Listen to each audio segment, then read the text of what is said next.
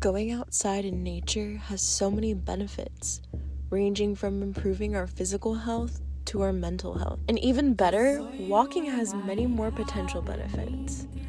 But what if the outside is not safe? What does being a person who identifies as a woman or non-binary mean for your safety? We got her. The 8-year-old girl held captive by this man. This county woman remains in fear tonight after a man nearly beat her to death while she was out walking her dog. To work, she has to deal with guys like this. Brampton kidnapping. The woman who was allegedly taken over the weekend is safe after escaping her captor.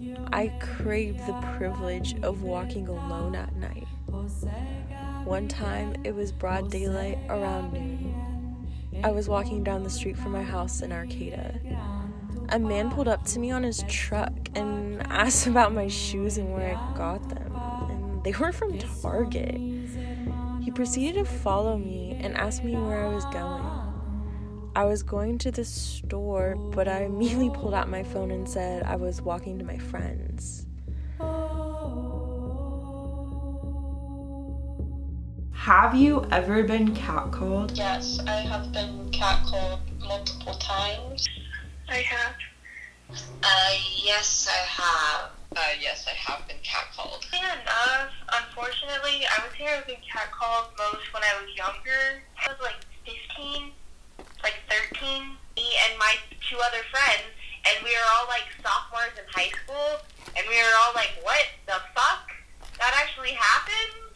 Had like guys come up to me and like kind of like compliment my outfits, but in a more like, not like, oh, like that's a nice top. It's more like, oh, that fits you really well. I was like early middle school, and walking alone makes me very uncomfortable.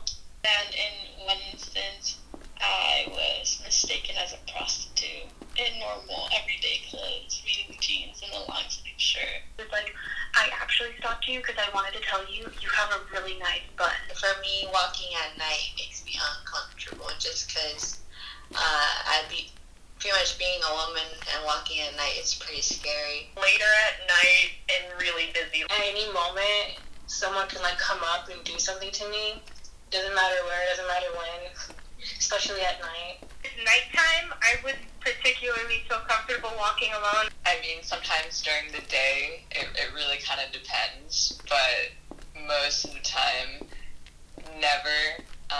Whenever a car drives past me, you know, the thought always like goes in my head of like, what do I do if this car tries to like kidnap me? Even during the day, once like somebody was like kind of chasing me, like running. Mainly because I just have the fear of,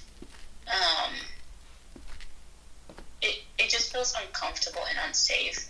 I usually feel vulnerable walking alone at night as a woman because it's really the stories that you hear about other women's experiences that make me paranoid.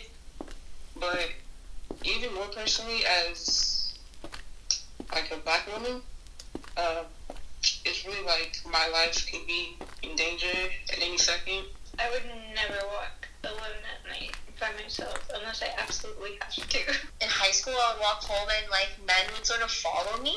I don't really walk my dog anymore, especially around my neighborhood. It's just been a lot more like sketchy. In Humboldt, because I don't know, I always feel like I'm gonna get hate crime.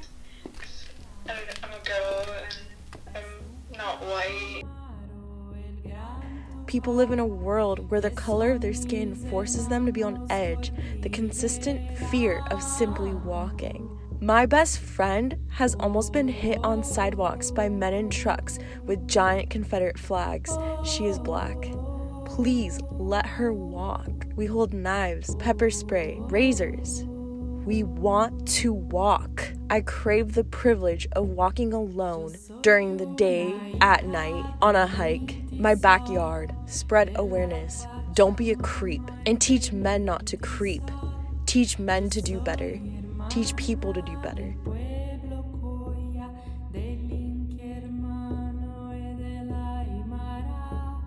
The light